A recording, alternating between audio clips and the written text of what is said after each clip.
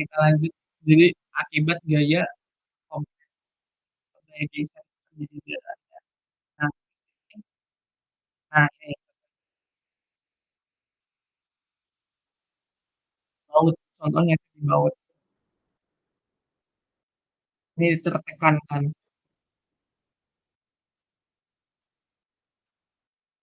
Nah ini tension load, ini shear load, gayanya tuh geser kanan kiri. Kalau tension tuh kan akibat gaya tarik kan. Ini gayanya lihat, tarik.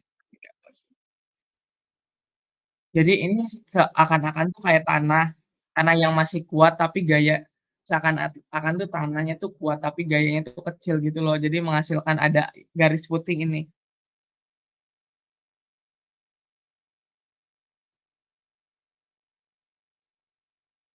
Apa?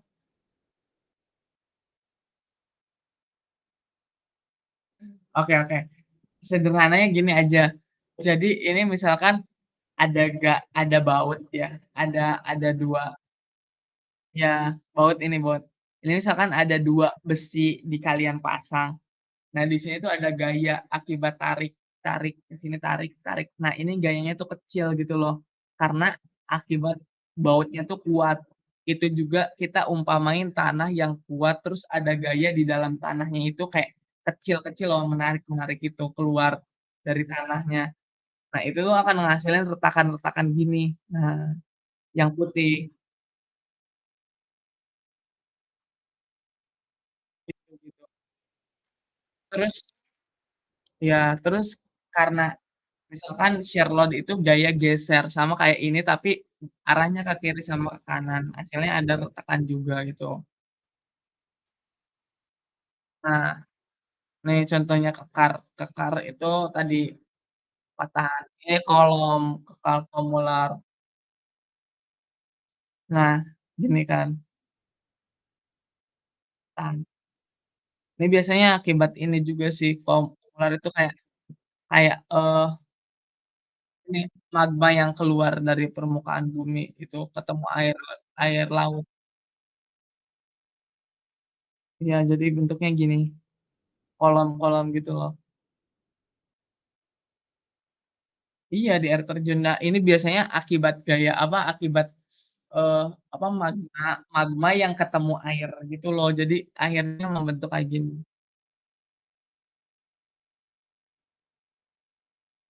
Terus ini lembaran, iya, lembar-lembar gini. Ini biasanya akibat ini, di Hawaii gitu, dekat-dekat, eee, laut, kayak di Islandia, kayak gitu biasanya. Kalau di Indonesia tuh kayaknya nggak ada deh. Biasanya itu ini dihasilkan dari gunung api maar Hawaiian Hawaiian, bukan gunung api vulkanik kayak di Indonesia. Yang meleleh gitu loh, yang letusannya efusif bukan eksplosif. Jadi letusannya itu kayak meleleh gitu, pelan-pelan. Pernah tahu nggak yang di Hawaii? Jadi magmanya tuh bisa dideketin, kayak jalannya lambat gitu. Kebayang nggak? Ini aku coba deh contohnya.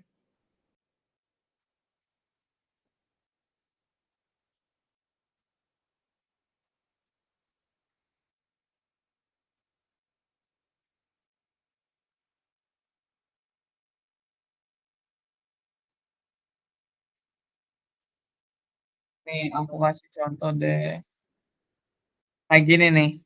Nah,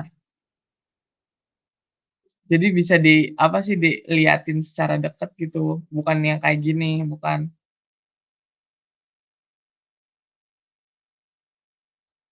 kayak gini juga. Nah,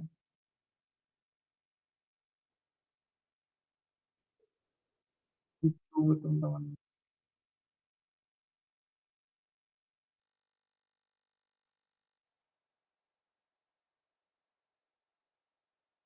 Lanjut lagi nggak sih?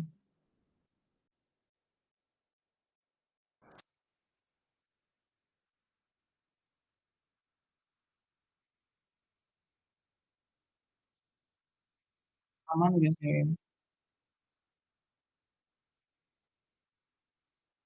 Oke oke. Share, lanjut ya.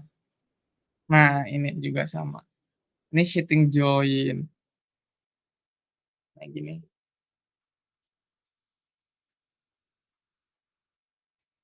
Countdown, yes, Yosemite Valley. Ya, ini bagian.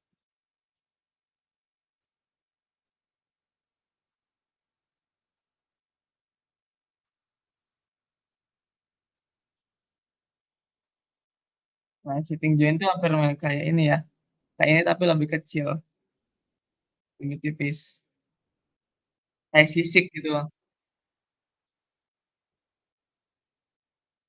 Nah, ini gerus.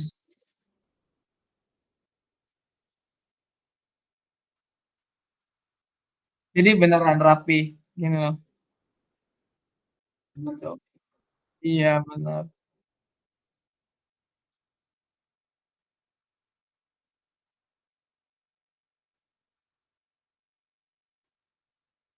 Sedimen ini, batuan sedimen, endapan.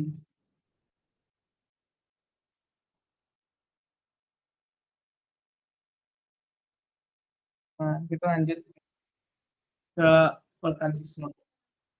Vulkanisme itu jadi peristiwa yang berhubungan dengan naik magma ke perut bumi tadi kan. Jadi menghasilkan sebuah bentukan alam berbentuk gunung api gitu loh. Jadi nanti kita belajar apa bedanya magma, lava, dan lahar. Jadi kalau magma itu sesuatu yang masih ada di dalam perut bumi, magma itu. Kayak intinya isi bumi lah magma itu. Kalau lava itu udah mau muncul di permukaan. Kalau lahar itu udah bercampur sama air dan apa material-material lain. Kita bahas deh di sini. Magma itu ada di mantel ya teman-teman, magma itu, kayak di mantel bumi. Lava itu udah mulai kayak keluar-keluar di mulut-mulut, kayak udah meletup-meletup di mulut-mulut ini.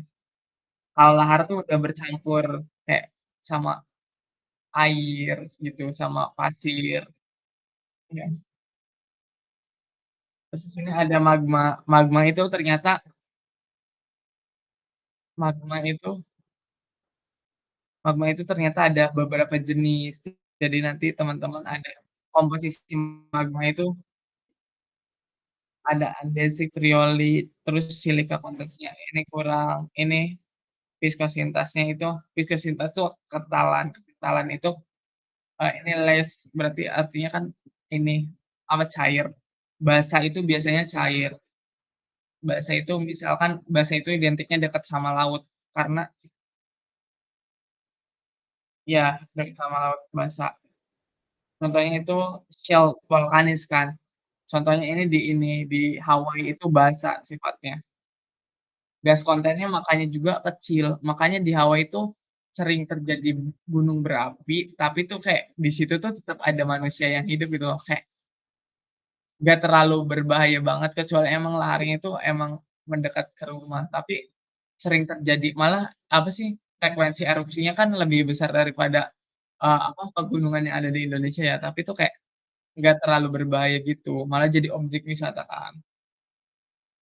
Terus terus, ini piroslastik atau batuan ataupun apa, yang dihasilkannya pun lebih kecil dibandingkan dengan yang komposisinya riolit atau andesit, gitu. Contohnya kalau di Indonesia itu composite cone karena berlapis-lapis gitu loh, kalau di Indonesia tuh. Intermediate sih lebih ke tepatnya kalau di Indonesia tuh, apa, gunung-gunungnya. Gasnya sedang, terus viskositasnya juga sedang, nggak terlalu kental. Terus silika kontennya juga kurang lebih 60%. Kalau ini pyroclastic flows, berarti artinya benar-beneran keluar itu batuan, banyak batu-batuan. Kalau kayak, Gunung Vesuvian gitu loh, terus vulkanik dong. Ini pyroclastic-nya juga yang dihasilin banyak banget, terus gasnya juga bahaya banget. Ini misalkan Krakatau kayak gitu loh, yang ini yang besar-besar, yang tingkat membunuhnya itu besar-besar. Kan ini gas kontennya itu kalau nggak salah Krakatau itu menutupi ini kan, satu dunia gitu sampai berapa tahun gitu, nggak apa, nggak kena sinar matahari gitu. Terus viscositasnya lebih kental, terus silica kontennya juga gede gitu. Ini riolit biasanya komposisinya. Ini keluarnya magma itu ada 2 tadi, ada dengan cara intrusi, intrusi itu kayak tadi kan tanah itu kan punya retakan-retakan itu. Nah, itu tuh biasanya magma tuh ngisi gitu loh, kayak air lah intinya. Ngisi-ngisi rongga-rongga itu bisanya disebut dengan intrusi. Mencoba keluar dalam bentuk dalam perut bumi, namun belum mencapai permukaan bumi. Jadi, oh, cuma kayak masuk ke sela-selanya aja, belum sampai ke permukaan. Kalau ekstrusi itu udah keluar, karena melewati ada jalannya kan, jalannya itu kan lewat gunung berapi itu. Jadi, telah mencapai permukaan bumi ekstrusi. Nah, intrusi nih, yang sebelah sini, intrusi nih, contoh intrusi. Intrusi itu intinya batasnya tuh sebelah sini nih. Teman-teman perhatikan nggak? Pokoknya belum sampai keluar ke atas lah intinya. Meskipun ini masih masuk di saluran gunung berapi, itu masih disebutnya intrusi, meskipun udah masuk ke saluran gunung berapi ya. Iya. Nah, di sini ada konkordan, nanti intrusi juga ada jenisnya juga. Ada konkordan, ada diskordan. Jadi benar-benar harus hafal. Kalau konkordan itu searah sama lapisan, kalau enggak horizontal, bentuknya horizontal. Contohnya seal, ini lakolit. Lakolit lakolit itu ada yang namanya lakolit, buat pakolit, intinya la lakolit itu kayak gini, kalau pakolit itu bentuknya gini, kebalikannya dari lakolit. Terus ada lakolit, iya iya gitu. Terus kalau diskordan itu ada dike, dike, terus ada batolit, yang paling bawah batolit, terus ada stok, stok kalau nggak salah, muncul.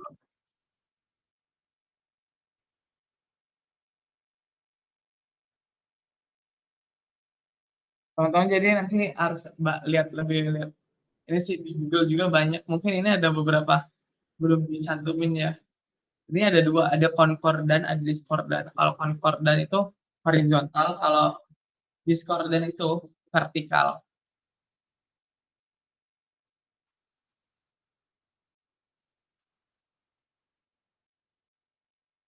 Lanjut ya. Nah, konkordan, ini pengertiannya, sel itu tumbuh beku berupa lembaran sejajar dengan selapis per lapisan. Lakolit batuan beku berbentuk kubah dom, lapolit berbentuk cembung, jadi kebalikannya. Nah, kalau ini kan lakolit dom, lapolit itu pol. Pol artinya kan ini, apa, kolam berenang kan. Nah, lapolit cembung ke bawah. Terus pakolit batuan beku yang menempati sinklin atau antiklin yang terbentuk sebelumnya. Jadi kalau pakolit itu bisa di-syncline, bisa di-anti-cline intinya gitu. Terus ada diskordan. Diskordan itu memotong perlapisan. Kan ini sejajar dengan perlapisan ini dike, tumbuh batuan alias vertikal. Ini kan lapisan nih, ini lapisan-lapisan. Nah, memotong, ini memotong. Kalau sejajar kan kayak gini, horizontal. Kalau misalkan lapisannya kebalik gini, kalau lapisannya diputar 90 derajat kan misalkan gini lapisannya, sret sret sret sret, gimana tuh? Intinya intinya acuannya yang memotong itu diskordan, yang sejajar itu konkordan. Meskipun nanti ininya diputar, maksudnya lapisannya nggak kayak gini, tapi lapisannya gini, tetap ngikutin ini aturan ini.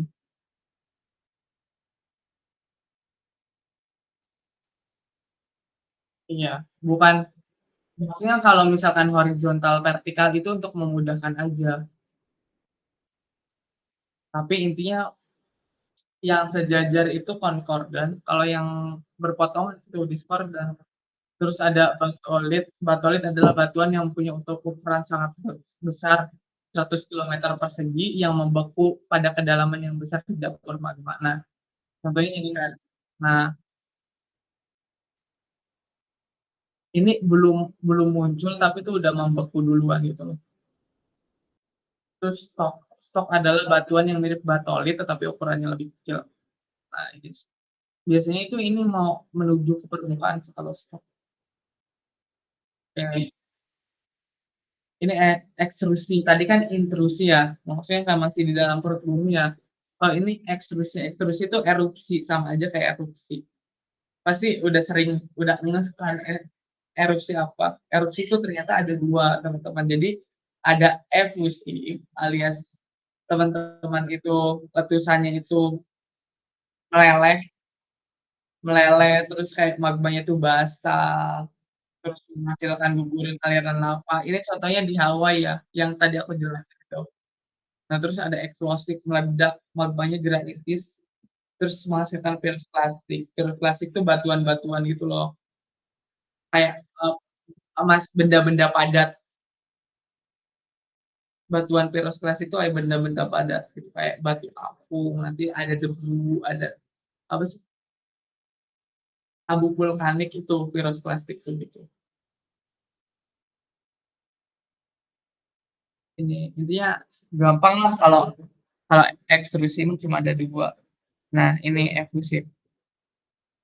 Terus kalau berdasarkan tempat keluarnya itu ada beberapa jenis, ada linear, memanjang, ada sentral, ada areal.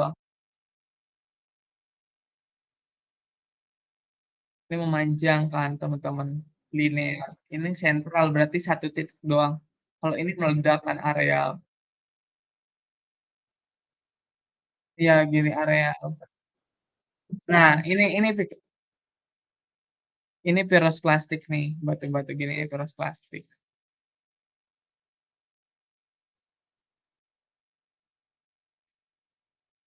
Ini ini misalkan ketika udah terjadi, apa, erupsi kayak gini biasanya itu terjadi gaya Evierogenesia tadi, gaya yang lambat itu menghasilkan pulau-pulau baru di sekitarnya karena gaya dari dalamnya gede banget. Kan kayak anak Krakatau itu kan hasil dari letusan kan. Kita lanjut, ini jenis lava, lava efusif. Teman-teman jadi dari satu bahasan tuh ada cabang-cabangnya gitu loh.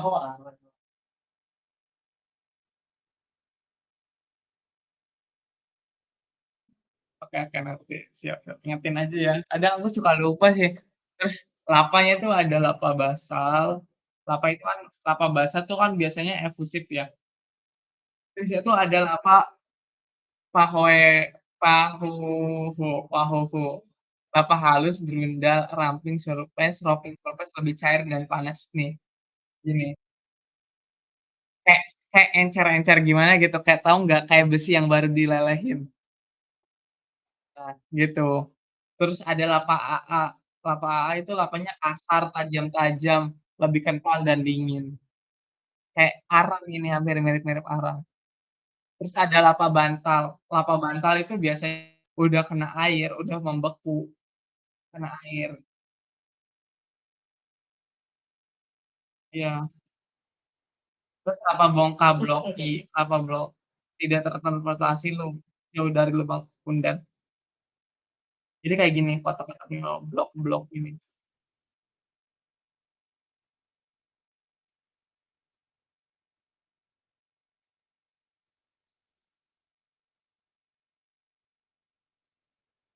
Kita lanjutin. Ini hasil erupsi sentral. Ini ada bentuk perisai, ada maar, maar tuh tengah-tengahnya itu kayak datar gitu loh. Terus starto, starto itu banyak di Indonesia juga banyak ditemuin sih kalau starto. Kalau maar itu kayak gunung-gunung yang udah pernah meletus sebelumnya, terus kalderanya gede, ini kaldera.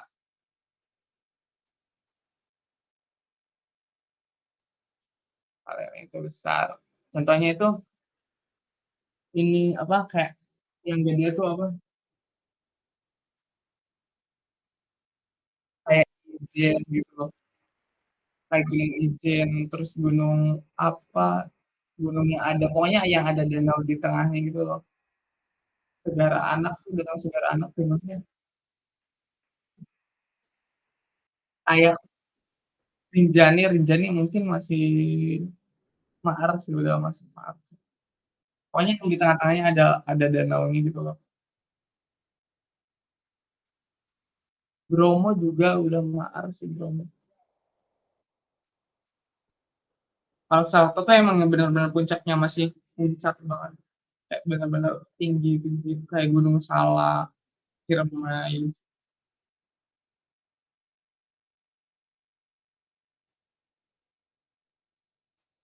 Mmm, Vulkanik tipe. Jadi awalnya tuh kan gini, tanahnya itu datar, terus karena ada gaya endogen tadi, ada gaya gerak magma yang naik ke atas, akhirnya membentuk sebuah shelf volcano tuh gini, shelf volcano nih. Terus ada cinder cone, nanti ada composite cone, udah ada lapisan-lapisannya, terus atau disebut dengan, stratovolcano. Ini increasing velocity, berarti kan, apa, semakin kental kan, velocity-nya, apa, magmanya tuh semakin kental gitu loh. Terus nanti ada volcanic dome, contohnya ini ada contohnya tuh, contohnya ini, terus terakhir tuh ada kaldera. Ini terjadi akibat letusan tadi, large composite volcano collapse after explosive period. Jadi nanti menghasilkan kaldera. Jadi ini sih lebih ke arah siklus hidupnya gunung, dari awalnya datar, plateau,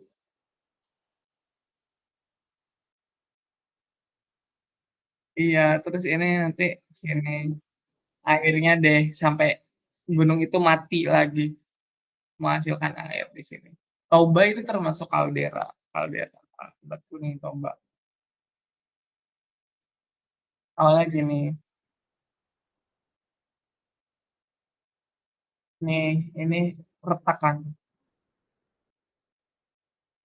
terus ini, nah ini fault, ini Philos lava. Jadi yang dari magma dari sini tuh keluar kena air laut, terus hasilnya menghasilkan Philos lava.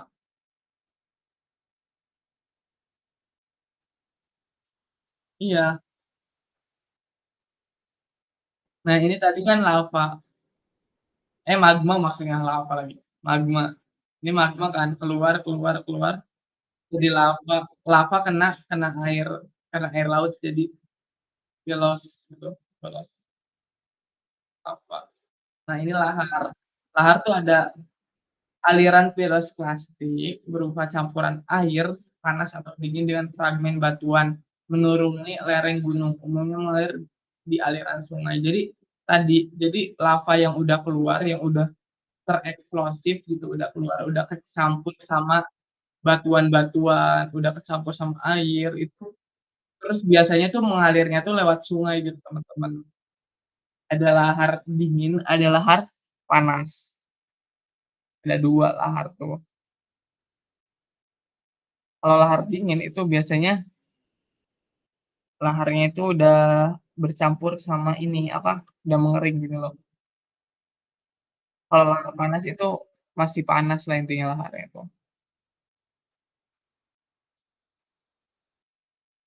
Iya bener, lahar panas tuh biasanya ditandai sama api. Kalau lahar dingin bukan berarti ininya dingin ya si laharnya. Dalam artian kelihatannya masih panas, maksudnya kayak lebih banyak proporsi airnya, kayak mengalirnya di aliran sungai itu, biasanya banjir banjir lahar dingin, tuh. Kalau lahar panas tuh masih ada api-api kayak gitunya.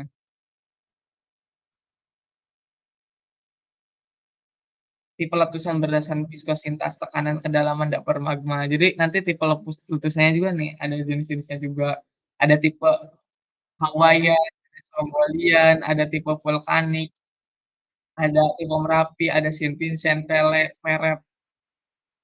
Teman-teman harus hafal. Jadi ini sih hubungannya sama keenceran, terus tekanan gas, sama kedalaman magmanya. Ini tuh gabungan antara tadi eksplosif sama efusif. Jadi ini beda ya, teman-teman harus bedain kayak tipe apa, tipe letusan efusif. Efusif kan cuma satu, energinya aja. Kalau ini dihasilkan dari beberapa parameter, dari mulai keencerannya, terus mulai dari tekanan gasnya, sama kedalaman si magmanya ada di mana. Tipe Hawaii itu contohnya ya yang ada di Hawaii, ini Stromboli. Stromboli itu tekanan gasnya sedang, tapi kedalaman magmanya dangkal. Ini ada contoh-contohnya sih, nanti contohnya. Kalau ini Merapi itu kental.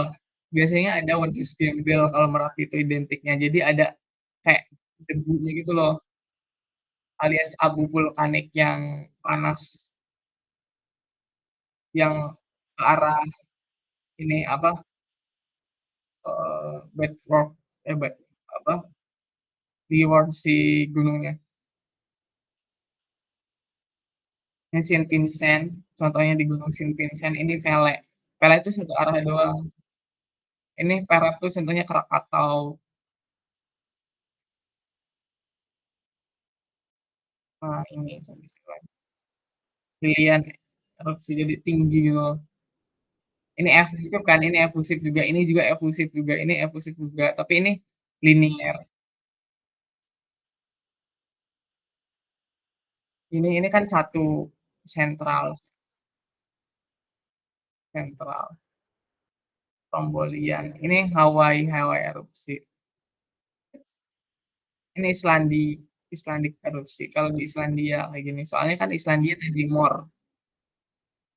Mor itu artinya apa? Divergen, menjauh. Iya, benar. Ada konvergen, ada entah entah.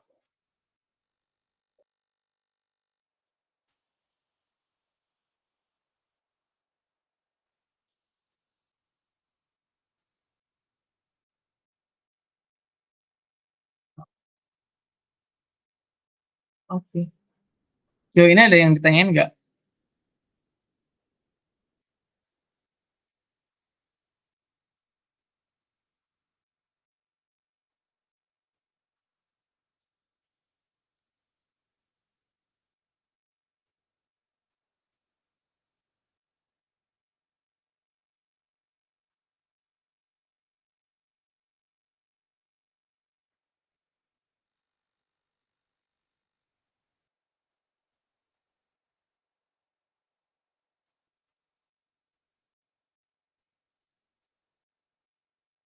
Abu vulkanik.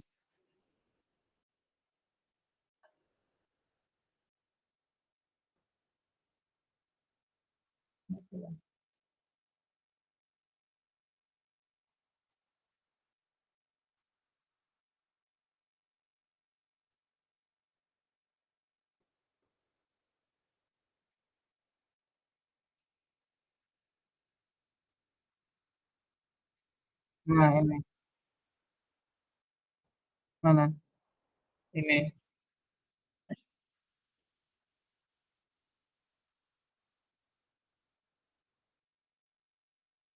Oh, ini. Enggak, arah abu vulkanik tuh nggak berpengaruh sih, yang berpengaruh ini liatin teman-teman. Di sini kan lava ya. Lava, lihat teman-teman ini kan sama hampir sejenis kan ya sebelah sini. Lavanya tuh mereka tuh kental, kental. Ini kental juga, ini kental juga. Terus tekanan gasnya tapi beda. Tekanan gasnya yang Merapi itu lebih rendah, paling rendah. Kalau yang Saint Vincent itu sedang, kalau yang Pele itu tinggi. Sama-sama kental, tapi tekanan gasnya beda. Sama kedalamannya juga beda. Kedalamannya yang ini sangat dalam, yang ini dangkal, yang ini dalam, gitu. Jadi ketika ini kental, tekanan gasnya rendah, terus kedalamannya magma sangat rendah, artinya kan energinya kecil kan.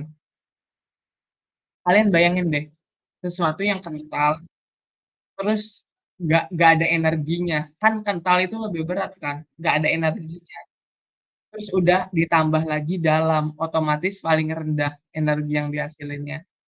Ini sama-sama ini sama-sama kental, tapi tekanan gasnya sedang, tapi dangkal.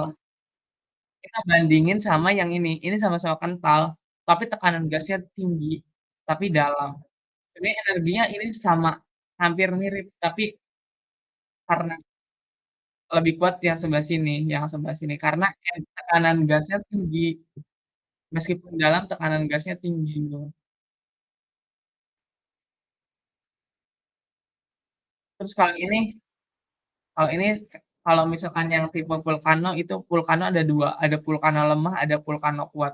Kalau vulcano lemah itu misalkan lavanya cair, ini tekanan gasnya sedang, ini dangkal. Nah, kalau vulcano kuat itu tekanan cair kental, apa sedang lah intinya, lavanya tuh sedang, terus tekanan gasnya tinggi tapi dalam, akhirnya kayak gini. Terus strombolian, strombolian itu ini encer, dangkal, tekanan gasnya sedang gitu loh.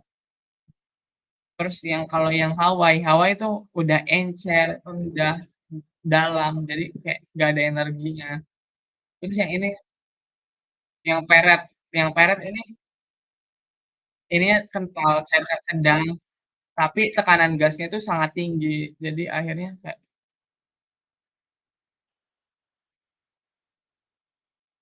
nah ini, jadi material yang dikeluarkan dari ini tuh kan aku udah jelasin, ada piroklastik tadi, itu salah satu materialnya. Sebenarnya materialnya itu bisa ada 3 jenis kalau gunung berapi itu yang dihasilkan, ada material padat, ada material cair, ada material gas. Kalau padat itu disebutnya eflata. Kalau gas itu disebutnya ekshalasi, kalau cair itu disebutnya ada apa lupa aku, pokoknya eflata, ekshalasi, cair. Nanti eflata itu ada jenis-jenisnya lagi, ada bom, ada lapilli, ada as, ada virus plastik, pokoknya kayak ada jenisnya lagi. Terus kalau yang cair, ada lava, ada lahar, ada magdani, ada geysir, ada kalau gas itu ada 3, ada mouffet, pumalor, dan solvatar. Jadi intinya sebenarnya kayak kata-katanya cuma satu, tapi banyak banget yang harus kalian hafal gitu loh. Ini masuk ke dalam mana, pengklasifikasian mana, kayak gitu. Iya bener, bercabang-bercabang gitu loh. Makanya misalkan kalian bahas nih, cari ekshalasi itu apa, nanti teman-teman juga bakal mengenal solvatar itu apa, mofet itu apa, fumarol itu apa. Solvatar itu sulfur, kalau mofet itu aku cari dulu deh. Iya mofet,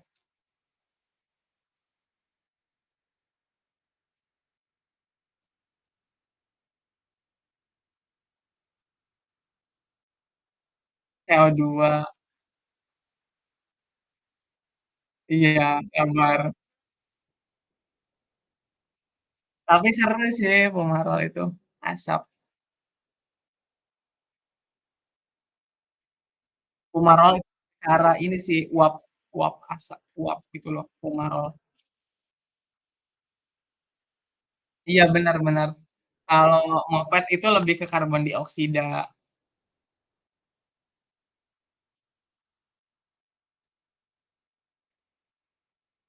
Semuanya ada, tenang aja. Kalau tadi lapar, lava kalian udah tahu kan, kalau lahar juga udah tahu. Magdani aku juga baru denger sih, apa Magdani? Ada. Mmm,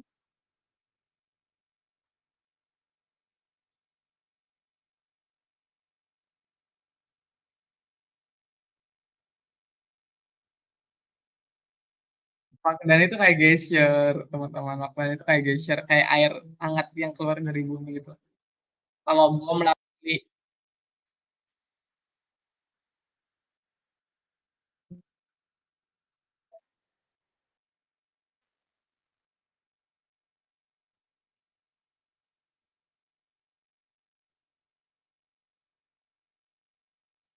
Nih, jadi teman-teman, tadi kan ada Eflata, padatan Eflata itu bisa disebutnya juga dengan pirosklastik. Nanti pembagiannya kalau misalkan teman-teman lihat di sini ada jenisnya. Tadi kan itu baru disebutin beberapa ya. Terus di sini ada blok, ada bom, ada lapili, ada butiran debu atau as, ada butiran debu halus atau as halus. Jadi teman-teman, ini contohnya kalau misalkan blok itu misalnya aglomerat bereaksi poros plastik, terus lapili itu contohnya batuan lapili, terus batuan debu kasar itu tuf kasar, batuan debu halus itu tuf halus gitu loh.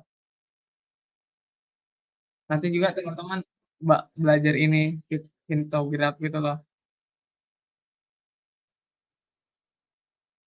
Gak apa-apa sih ini cuma ini doang, kayak warna doang.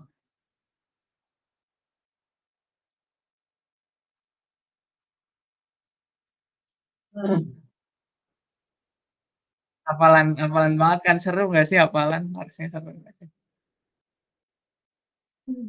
Seru dong, harusnya seru dinikmatin, enjoy, kita bisa tahu alam, terus aktivitas yang ngeri-ngeri sedap sih.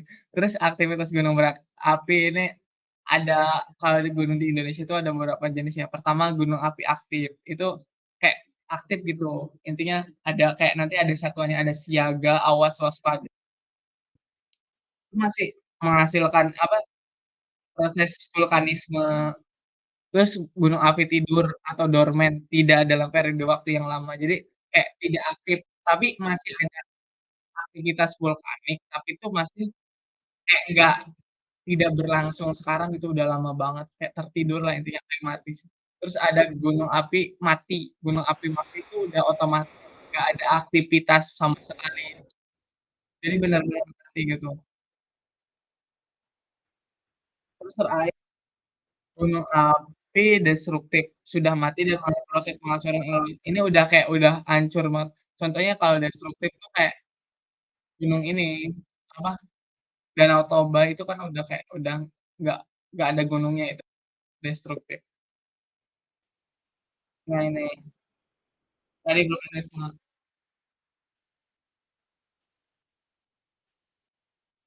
Nah, ini kan ada 2 sirkum ya teman-teman, ada sirkum Mediterranean, ada sirkum Pasifik, Mediterranean. Mediterranean tuh dari Eropa ya, ada 2, ada non vulkanik, ada vulkanik. Kalau non vulkanik tuh di bagian palungnya, kalau vulkanik tuh di bagian ini, sepanjang gunung-gunung api. Nah, kalau yang Pasifik itu yang di sini, yang di Pasifik.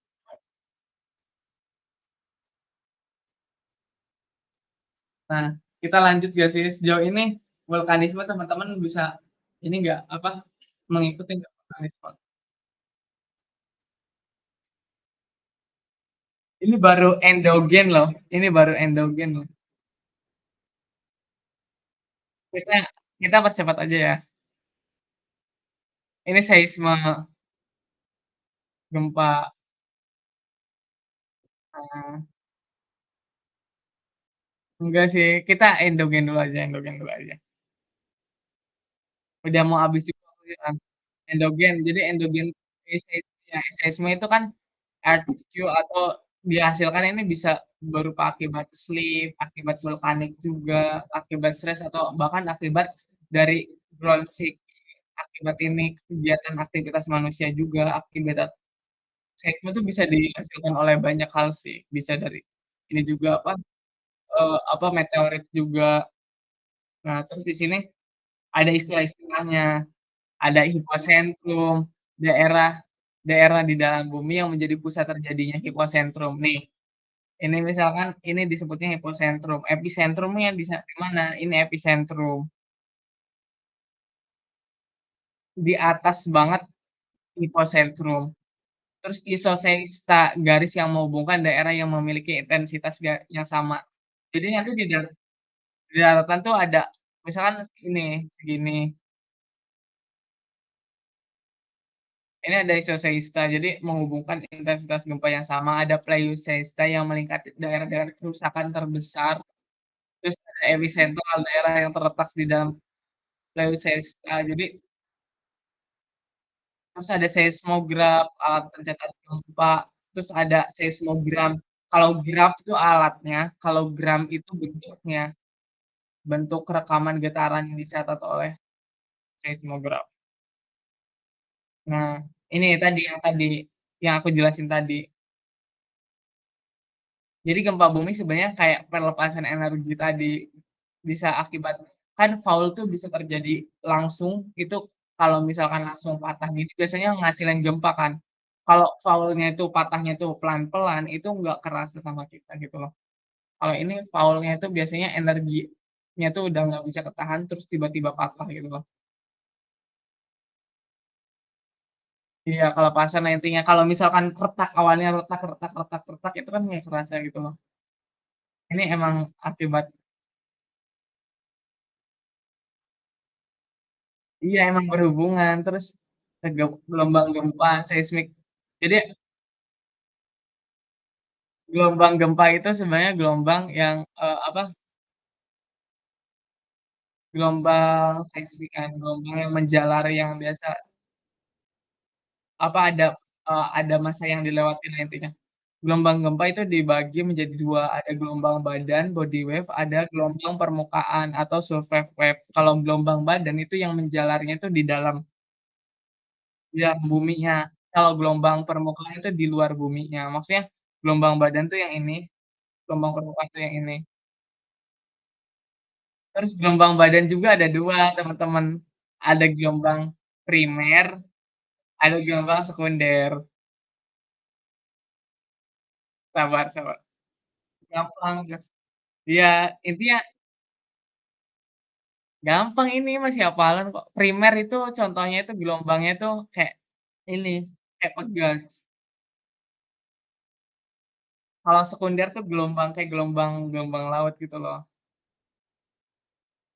Tension intinya, gelombang primer tuh gelombangnya kayak pegas, per-peran tahu nggak? Kayak tarik ulur gitu, cuma tarik ulur gitu loh. Kalau gelombang sekunder tuh gelombangnya tuh bentuk ada gelombangnya, naik naik turun naik turun.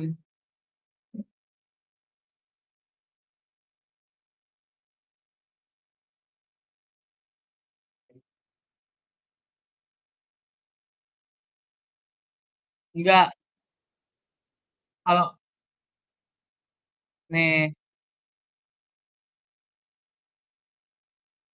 kalau yang kita rasain tuh lebih tepatnya ke gelombang ini sih, gelombang sekunder. Kalau gelombang primer itu biasanya lebih cepat, apa sih, gerakannya tuh sekilas gitu loh, kayak gitu loh, gitu. Iya, kan soalnya gelombang yang datang awal kan kalau primer tuh, baru disusul gelombang sekunder. Iya,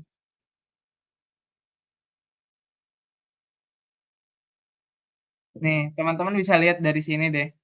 Nah, primer kan awal awal lihat dari sini itu awalnya terus kayak pertama itu getaran awal kayak kalian kan pasti pernah ngerasain gempa kan?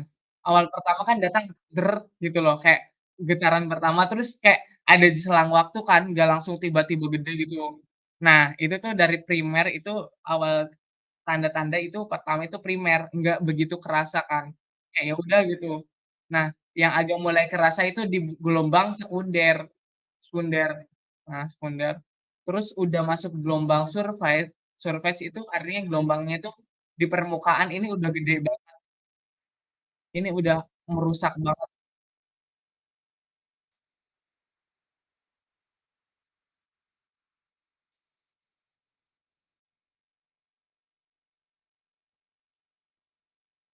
Iya, gitu. Nah, di sini deh teman-teman bisa baca dari sini.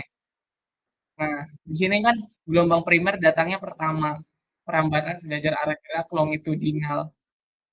Artinya kan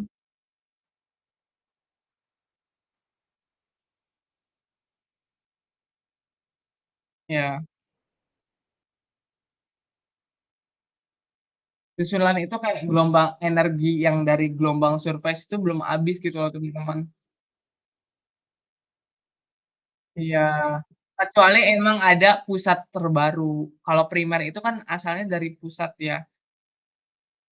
Biasanya tuh biasanya itu pusat itu cuma satu, biasanya itu. Cuma kayak nanti menghasilkan kayak di pinggir-pinggirnya tuh kayak kesenggol gitu loh, tapi bukan dihasilkan oleh pusat, 2 pusat sekaligus gitu. Ini kan gelombang primer kan bentuknya longitudinal alias kayak per-peran tuh, per-peran kan kanan kiri gitu kan. Kalau transversal kan atas bawah atas bawah. Nah, perbedaannya di sini liatin. Kalau primer itu kecepatannya itu sampai 14 kilometer per jam. Artinya kan cepet banget kan, nggak kerasa. Terus energi apa, gelombangnya itu bisa bisa ngelewatin semua massa gitu loh, teman-teman. Jadi ada padat, cair, gas. Jadi kan di bumi itu ada ada cair juga ya, ada gas juga.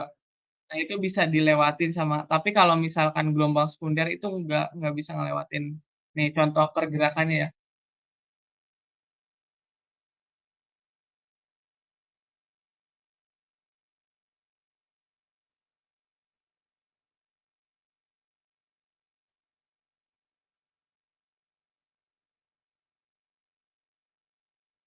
Nih, teman-teman bisa lihat deh di sini. Di sini gelombang primer. Primer tuh warnanya putih. Nah, putih itu bisa menembus inti bumi. Inti bumi kan cair ya sifatnya ya. Nah, gini tuh bisa menembus.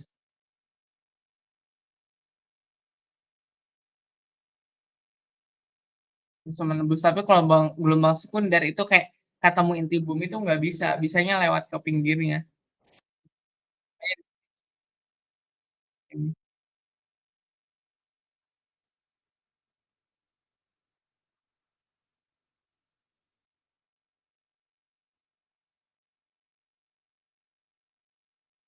Jadi nanti bisa kayak yang kedeteksi misalkan gelombang gempanya di sini, sementara ada di belahan bumi yang lain, yang cuma kedeteksi itu cuma gelombang primer doang.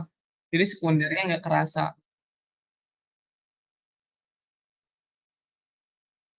Primer itu bisa dirasakan semua wilayah di bumi intinya.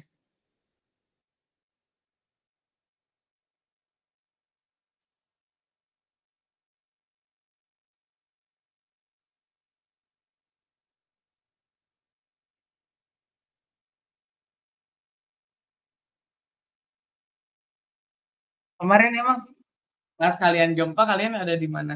Coba dong ceritain.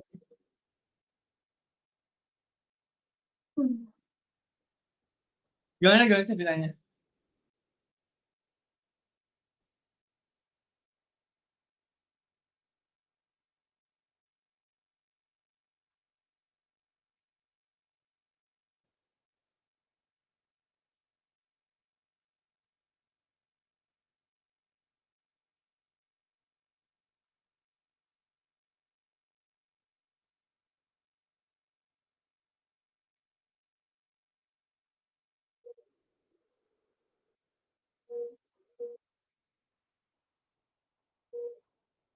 Ya, biasanya kalau getarannya udah kerasa sama kita, kita misalkan berdiri tuh udah kerasa, itu udah masuk ke gelombang permukaan.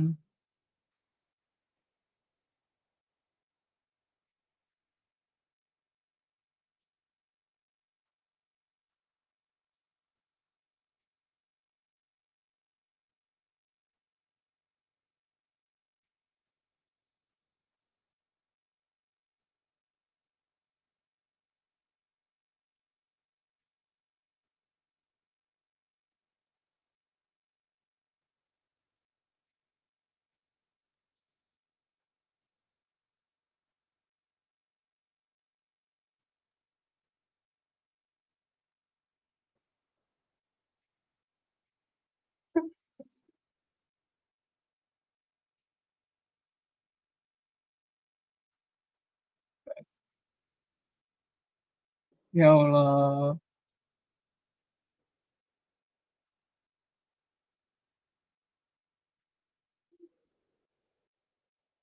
bisa. Terus kalian kalian rumahnya dekat Donggala nggak? Dekat tanah yang likuifaksi. Tanah yang likuifaksi tahu nggak? Tanah yang gerak itu yang cair.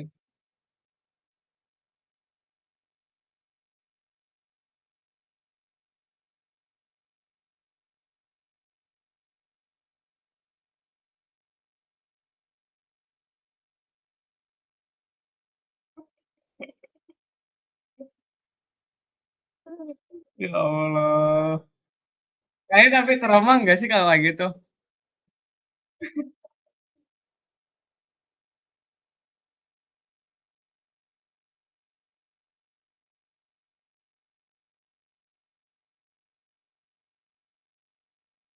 Kalian belajar geografi, nanti belajar mitigasi bencana. Jadi nanti kalau misalkan daerah kalian rawan, nanti kalian tahu tempat yang aman buat ini ya, di mana.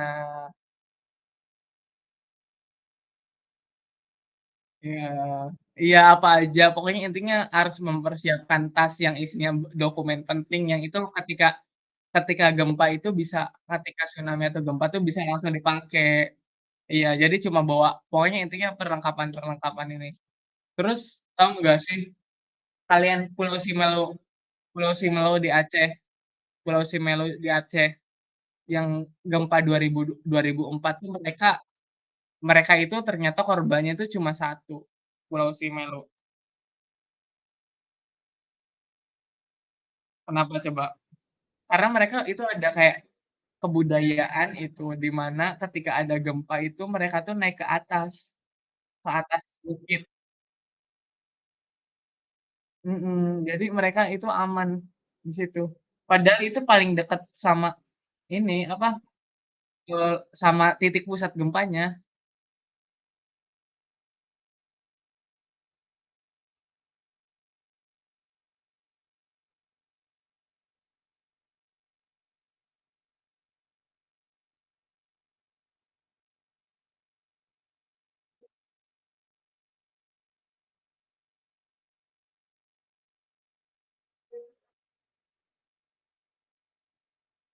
Mau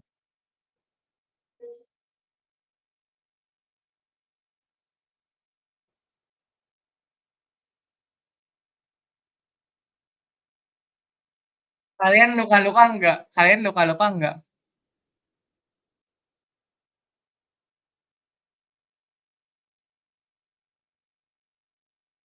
Itu airnya gede banget. Kalian posisinya itu airnya gede banget atau enggak? Airnya tinggi banget atau enggak? Ada kenapa? Ada material-material apa gitu? Kayu. Iya. Iya, ada.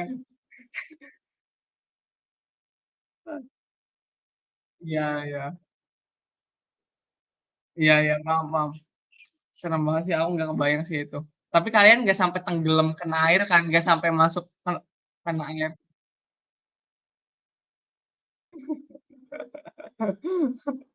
Astagfirullah, nggak kebayang itu sumpah. Rumah kalian dari pusat gempanya jauh nggak? Dari pusat terparah, lokasi terparah?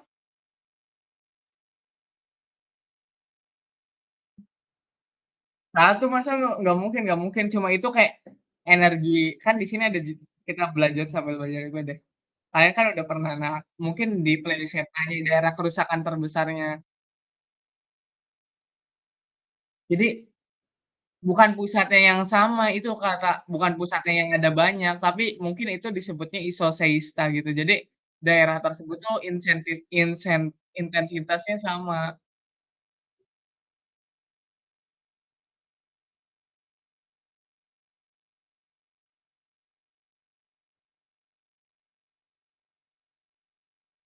Serem banget. Itu kalian itu sampai berapa hari itu? Kayak apa, pemulihan?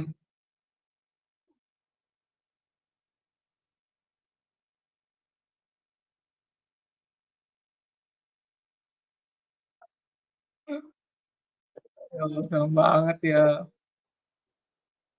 Tapi sekarang udah enggak kan? Udah aman kan?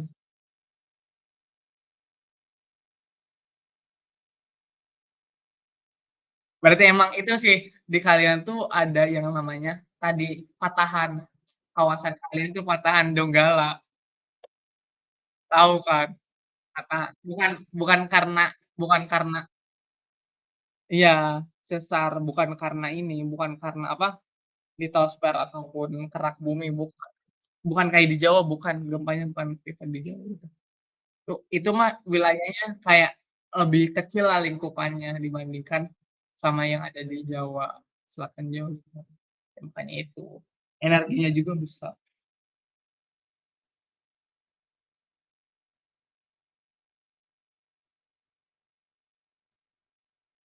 Nah, kita lanjut deh, bentar lagi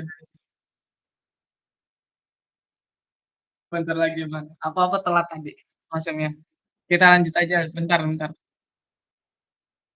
Kita lanjutin ke gelombang permukaan. Jadi gelombang permukaan itu ada 2 ya, ada gelombang love, ada gelombang cinta, ada gelombang rela. Yang paling merusak yang paling merusak itu ternyata gelombang permukaan love. Love itu paling merusak. Jadi terus gelombang tengah-tengah dengan arah lambat tegak lurus gitu loh teman-teman. Jadi karena gerakan oh ini kecepatannya itu 70% dari gelombang sekunder. Getaran yang dirasakan manusia pertama kali. Ini oleh ini pertama kali ini, terus setelah itu baru gelombang relay. Intinya kayak kalau itu mah gelombang love tuh gelombang primernya, primer dari permukaan. Gelombang relay itu gelombang sekunder dari permukaan. Gelombangnya gerakan elliptic rod track, terus muter gini loh, kalau gelombang relay itu.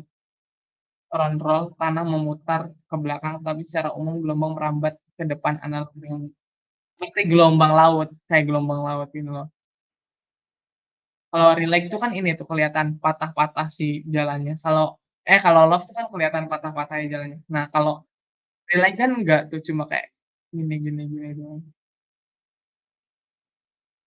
Gempa lebih cepat dari love 90% dari es ditemukan oleh Rod Relay pada 1888. Oke, kita lanjut ke nih, tadi ini udah jelasin kan, ini surface tadi, waktu kan, seiring dengan waktu. Terus kita lanjut ke ini, ini seismograf zaman dulu ya, seismograf zaman dulu. Jadi beneran disentuhin ke tanah pakai bandul teman-teman. Jadi prinsipnya gini, ini ya seorang modern ya. Terus ini nentuin epicentrum, titik pusat gempa tuh di mana. Jadi nanti ada perpotongan gitu loh, makanya segitiga. Nah ini caranya tuh, itu ada yang namanya iya ini ada penentuan. Ini web curve, ini, primer curve. Jadi ini first waves, ini first S wave. Jadi teman-teman nanti tuh teman-teman tuh harus nyari di mana, waktu pertama kali gelombang primer datang, terus ketika, ini cari juga di mana waktu ketika gelombang sekunder datang. Nanti teman-teman nentuin nih jarak ininya, sederhananya gitu. Jarak antara gelombang primer dengan sekunder tuh jaraknya tuh berapa, kalau dari sini misalkan primernya di sini, sekundernya di sini, sederhananya gitu. Nah, teman-teman tuh cari dari sini ke sini tuh berapa sih butuh waktu berapa lama gitu. Nah, ini prinsipnya ini. Ini rumusnya gini, rumus Laska ya. Jadi misalkan pada tanggal 1 Januari 2001 gelombang primer tercatat pukul 4.30 dan gelombang sekunder 4.33 WIB, berapakah jaraknya? Ini kan kalau pakai tabel ya, kalau ini misalkan pakai ini rumus. Teman-teman coba aja deh di sini sekundernya berapa, primernya berapa, terus dikurangi 1 menit dikali 1.000 kilo, nanti ketemu jaraknya berapa. Coba deh sekunder dikurangi primer berapa? Sekundernya 33 kurangi 30 kan artinya 3 kan, 3 kurangi 1 2. Satu ini satuannya 1 detik, 1 menit ya, 1 detik itu 2 ini. Ini kan berarti 3 menit, 3 menit kali kan ini kan 4.30 dikurangi 4.33 dikurangi 4.30 kan 3 menit kan selisihnya. Nah, terus dikurangi 1 menit, 3 menit kurangi 1 menit berapa? 2 menit, 2 menit kali 1.000, 2.000 kilometer. Jadi Jaraknya tuh dari kota Jakarta ke epicentrum titik gempanya itu 2.000 kilometer.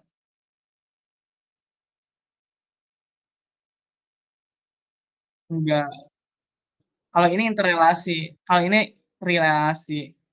Jadi nanti teman-teman itu kayak buat kayak luas ini misalkan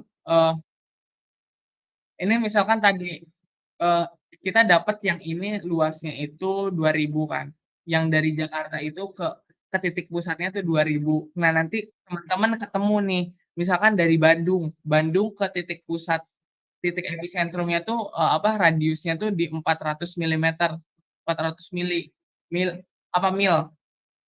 2.000 tuh sama aja kan kayak 536 mil. Terus di Bandung tuh ketemu 4.427 mil. Nah, teman-teman tuh kayak dari Bandung puter sejauh mil melingkari Bandung gitu. Terus dari Jakarta puter sejauh itu melingkari Jakarta. Nanti ada perpotongan kan, ini perpotongan-perpotongan. Nah, terus teman-teman cari juga satu lokasi, misalkan teman-teman lokasinya di Bogor, ternyata di Bogor tuh 216 mil, teman-teman muterin Bogor. Nah, nanti ketiga ketiga perpotongan ini kan kalau ini kan perpotongan antara Jakarta sama Bandung doang kan. Nah, terus nanti ini kan misalkan Bogor sama Jakarta tuh ketemu di sini titiknya. Terus di sini, Bandung sama Bogor ketemunya di sini. Nah, ketiganya ketemunya tuh ternyata di sini. Nah, ini epicentrumnya.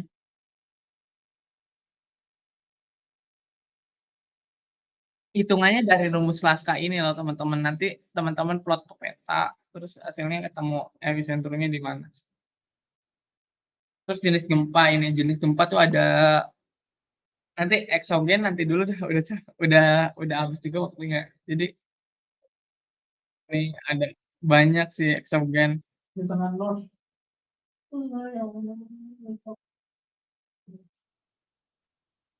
Ya emang lebih banyak endogen, kalau eksogen emang endogen kan terus ini heeh. Nah, ini terakhir deh, berdasarkan epicentrumnya ada epicentrum linear garis, ada sentral titik. Jadi, titik di dalam, pusat gempanya tuh garis gitu, berbentuk garis. Ada juga yang berbentuk titik. Terus berdasarkan penyebabnya tadi, ada disebabkan oleh tektonik, vulkanik, vulkanik, atau benturan, atau bahkan, meteorit gitu. Terus berdasarkan jarak epicentrumnya itu ada setempat kurang dari 1.000 kilometer, terus ada jauh 1.000 kilometer, 10.000 kilometer, dan sangat jauh 10.000 kilometer. Terus berdasarkan kedalamannya itu ada 700 kilometer itu dalam, 300 sampai 700 itu sedang, intermediate, terus dangkal itu kurang dari 1.000 kilometer. Biasanya semakin dangkal itu semakin besar sih energinya. Biasanya yang menghasilkan gempa yang kerasa sampai dahsyat itu kayak skala Richter segede itu biasanya gempa dangkal.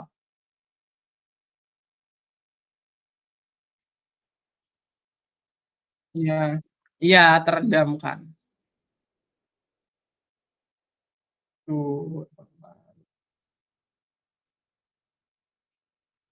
Udah mungkin ada yang tanyaan Kak, enggak? Aku coba deh.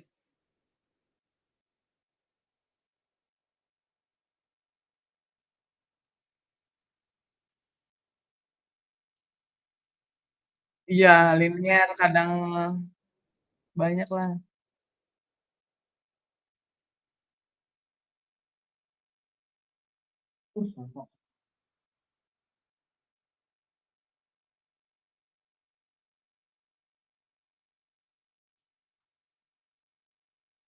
Apa?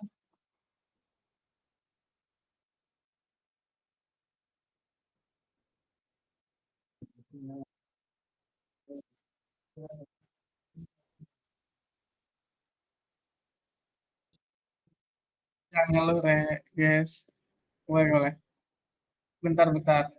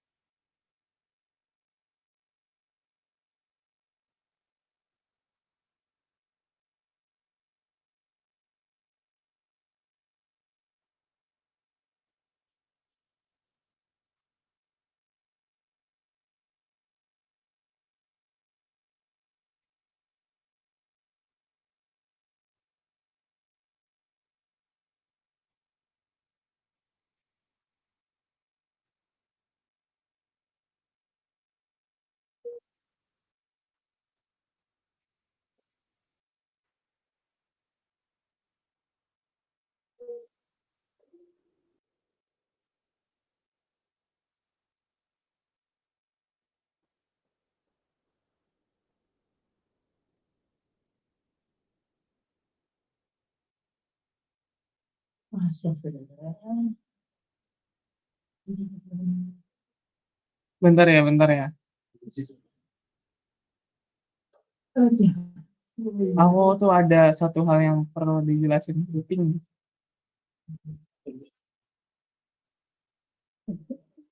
Tolong ya Allah. Hambatan tempat.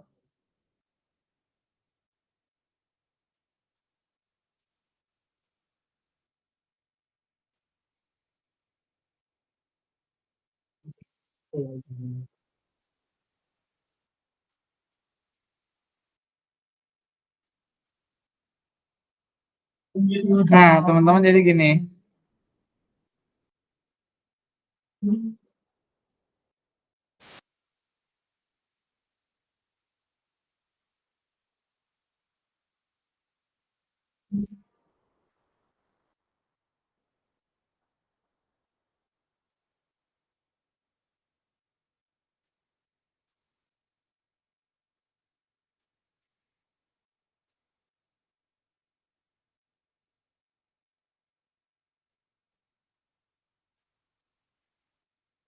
Mas, mantap. Sampai anak yang bisa menunjuk.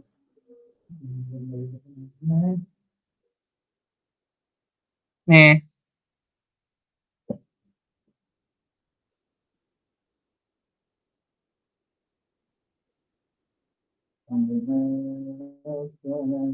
teman-teman kelihatan nggak?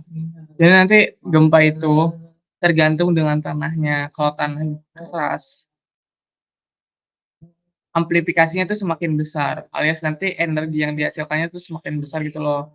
Kan kayak tanah yang di Palu itu mungkin lunak, terus air tanahnya dangkal, kenapa itu terjadi likuifaksi. Jadi amplifikasi itu peningkatan getaran gitu. Jadi kan awalnya tuh misalkan gelombang gempanya itu periodenya cuma berapa detik gitu, tiba-tiba tuh bertambah karena tanahnya itu kayak menambah, karena tanahnya itu lunak gitu loh, jadi nambah gede gitu energinya. Kan kalau misalkan keras kan kayak batuan gitu, itu malah meredam gitu, itu sih. Jadi terus likuifaksi itu biasanya karena air tanahnya itu dangkal gitu loh. Jadi ketika nih aku contohin deh.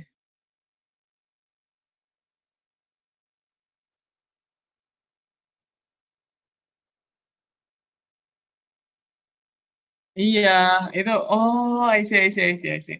Nih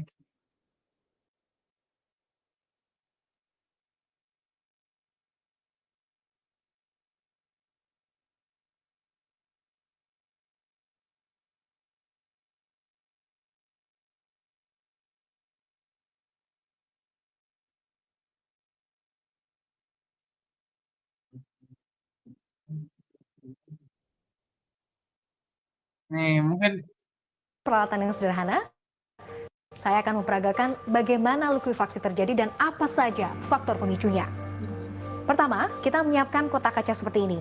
Ini nanti untuk melihat seperti apa konsistensi dan juga tingkat kejenuhan tanah. Kemudian saya menyiapkan pasir, ada air, dan ada miniatur rumah seperti ini, dan juga skateboard. Papan skateboard ini berfungsi untuk memberikan guncangan yang kita asumsikan sebagai gempa berkekuatan tinggi. Dan mari sekarang kita mulai. Kita masukkan tanahnya atau pasirnya. Pelan-pelan.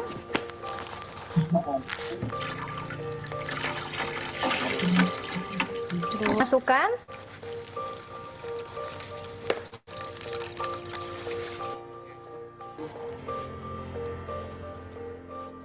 Nah, kalau sudah, kita melihat dari atas tanah sudah terlihat solid. Meskipun sebenarnya dari samping kita bisa melihat tanah di bawah ini sudah sangat jenuh. Nah, kita letakkan miniatur rumah ini. Sebagai asumsi ini adalah rumah tempat kita tinggal. Oke. Ya. Dan kita akan yang tadi yang solid yang terlihat dan menelan apa saja yang ada di atasnya. Dan ternyata baru diketahui bahwa tadinya kawasan perumahan di Kelurahan Petobo dan juga kawasan hunian di Balaroa ini adalah rawa. Dan kondisi ini ternyata juga memperburuk terjadinya likuifaksi di titik-titik yang sebenarnya rentan terjadi likuifaksi. ternyata daerah situ tuh rawa gitu loh, teman.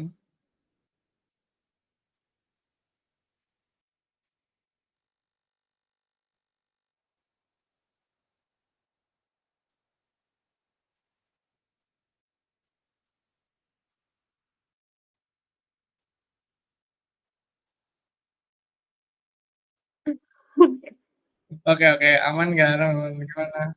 Gimana? Endogen endogen. Udah. Ayo ayo, kasih konklusi dong kasih konklusi dong.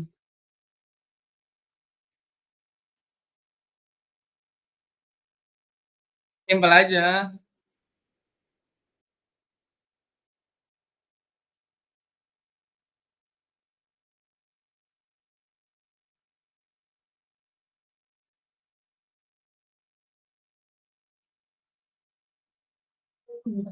Sains.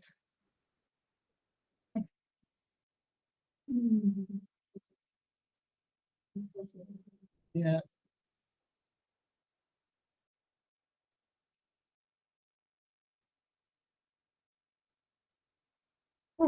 Harus bisa dong, kan bukti kalian paham atau enggak dari situ.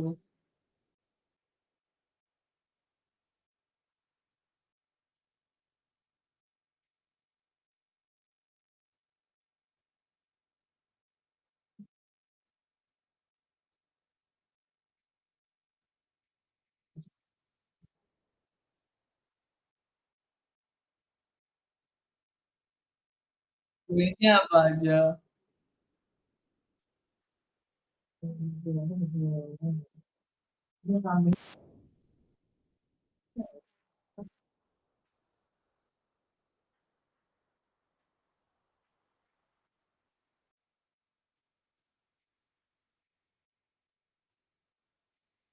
Oh, teisme itu.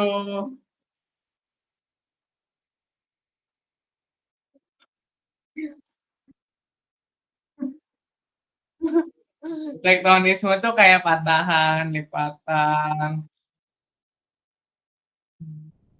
Oh,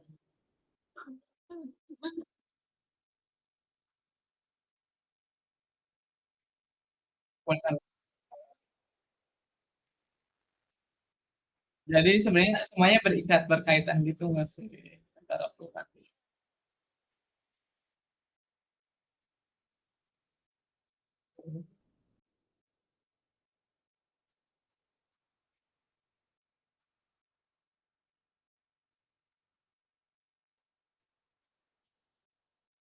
Kesimpulannya jadi endogen itu ada berapa 3 kan, 3 jenis.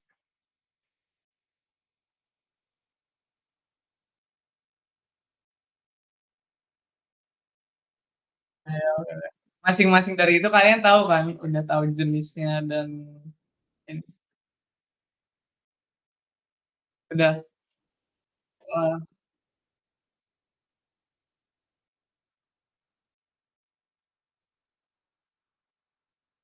oh iya, oke oke. Ya nggak apa-apa, aman aman, yang penting udah kalian udah ngerti kan.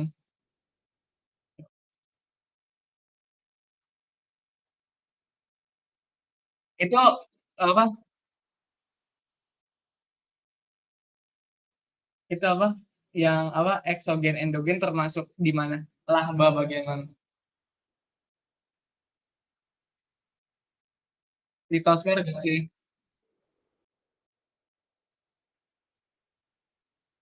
Iya, litosfer. Jadi geosfer bagian litosfer, iya. Iya.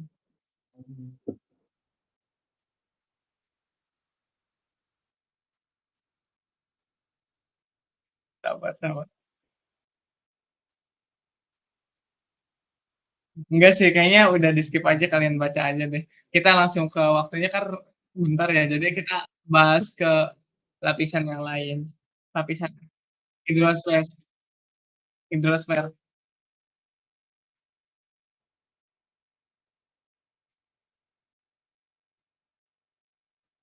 Atmosfer dulu sebelum hidrosfer, atmosfer. Oke, aman ya.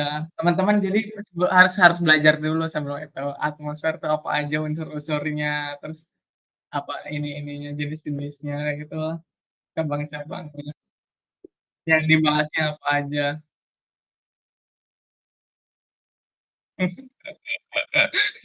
Bukan sepuh aku belajarlah, usahalah.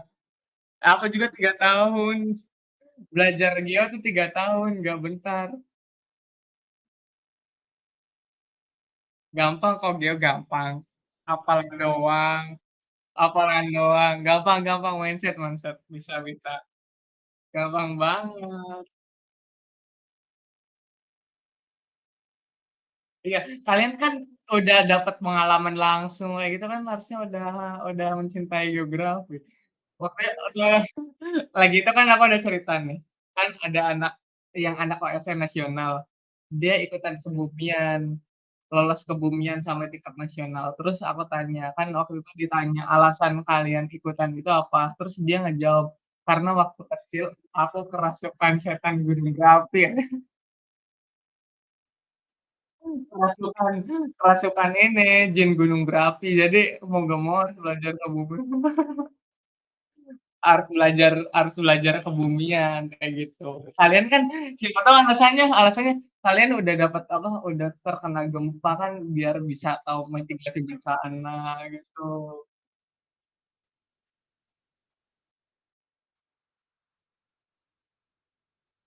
Kebumian siapa yang terjadi setelah mereka tinggi namanya. Ya udah semangat ya teman-teman, makasih. Kita foto dulu nggak sih? Harus harus ada bukti, bentar. Nanti aku tanya nggak ada buktinya. Bentar bentar ya.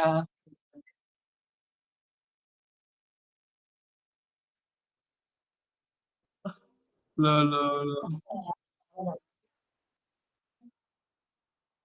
Bentar bentar, aku mencari tempat yang indah dulu.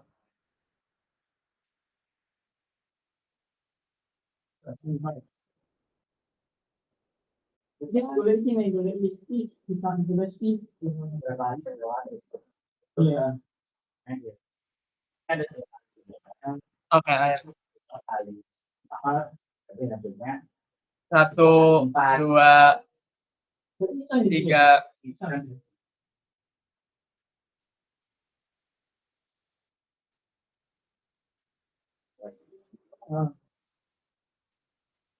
Satu, dua, tiga. Ini kali, ini tambahin kali. Bentar, bentar, bentar, ulangi lagi, ulangi lagi. Bisa ya, berjualan aja. Satu, dua, tiga. Kan mau semua orang.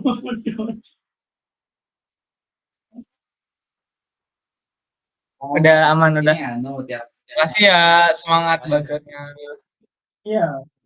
Ditunggu sampai jadi sepuh, Oh iya sepuh, dong. sepuh.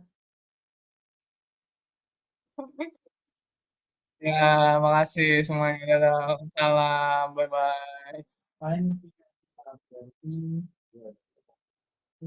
dua, dua,